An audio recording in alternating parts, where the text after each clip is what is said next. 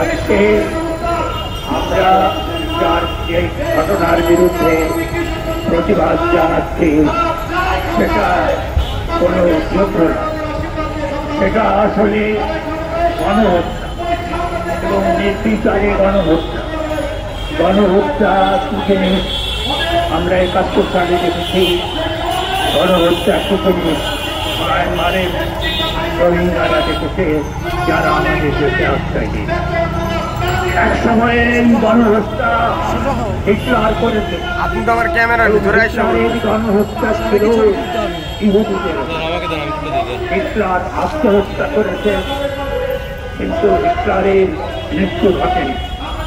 Hitler এই ব্যবস্থার প্রতিনিধিত্ব করছিলেন, এই ব্যবস্থার মধ্যে দেখেছিল, এই ব্যবস্থা নিয়ে গণহত্যা করেছে। সেই ব্যবস্থা আজকে আরো নৃশংস, আরো বিভৎস।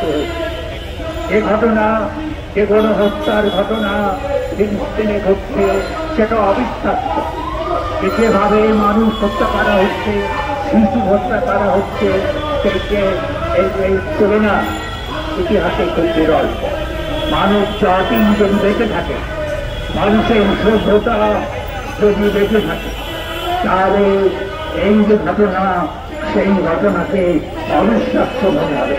মানুষ বিশ্বাসই করতে পারবে না যে নিরস্ত্র নিরীহ মানুষের ওপর এই রকমের অত্যাচার চলছে, এই রকমের নির্বিচারের খুব এই ঘটনা ঘটেছে। গতকালের সংখ্যা ছিল ৪১৩ জন, আজকে ১,০০০-এ পৌঁছেছে। এবং এর পেছনে মার্কিন সাম্রাজ্যবাদের যে সমর্থন আছে সেটা স্পষ্ট।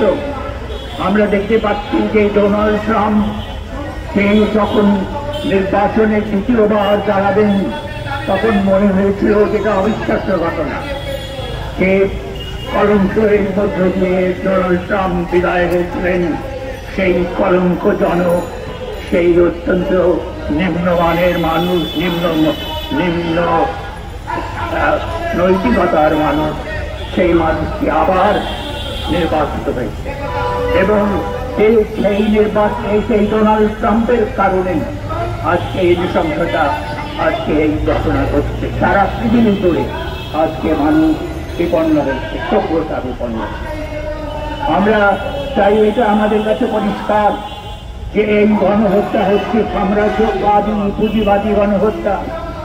আমরা আমাদের দেশে যেভাবে শিশু হত্যা দেখি, যেভাবে শিশু ধর্ষণ দেখি, এবং শিশুকে ধর্ষণ করার পর হত্যাকাণ্ড দেখি, দলবদ্ধভাবে যেভাবে ধর্ষণ হয়, সেই একই কাণ্ড, সেই একই রকমের কাণ্ড আমরা দেখছি এই যে জাহানবাদী ইসরায়েলিরা করছে।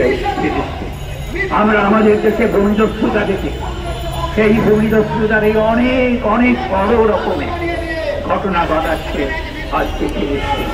এইটা সেই ভূমিদস্যুতাই প্রকল্প পাচ্ছে। এবং আমরা যেভাবে দেখি যে আমাদের দেশের মানুষকে, সারা বিশ্বের মানুষ যেভাবে নিপীড়িত হচ্ছে, সেই নিপীড়নের ঘটনা।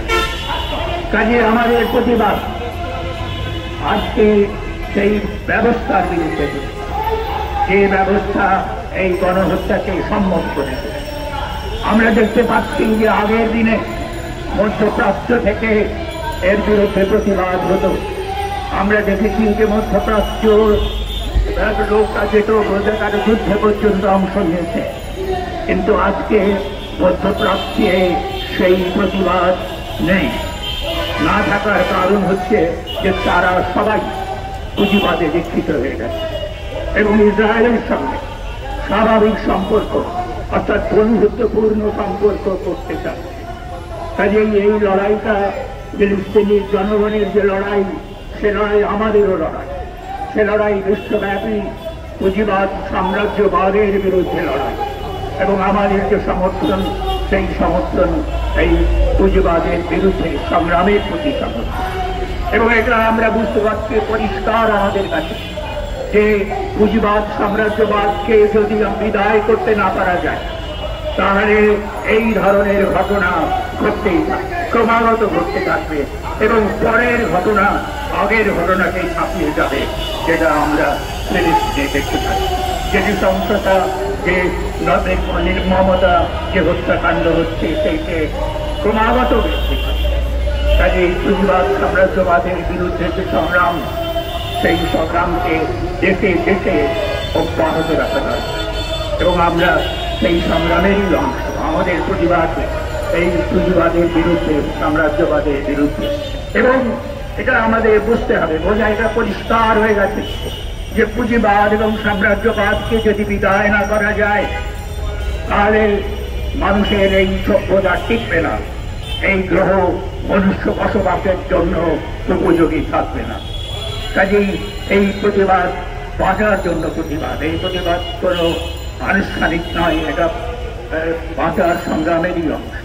আমরা ফিলিস্তিনের জনগণের পক্ষে আছি, পক্ষে থাকবো, এবং পক্ষে থাকবার অর্থ হচ্ছে যে যারা তাদেরকে হত্যা করছে, যে ব্যবস্থা এই হত্যাকাণ্ডকে সমর্থন করছে, যে ব্যবস্থা এই হত্যাকাণ্ড ঘটাচ্ছে, তার বিরুদ্ধে আমাদের এই সংগ্রাম।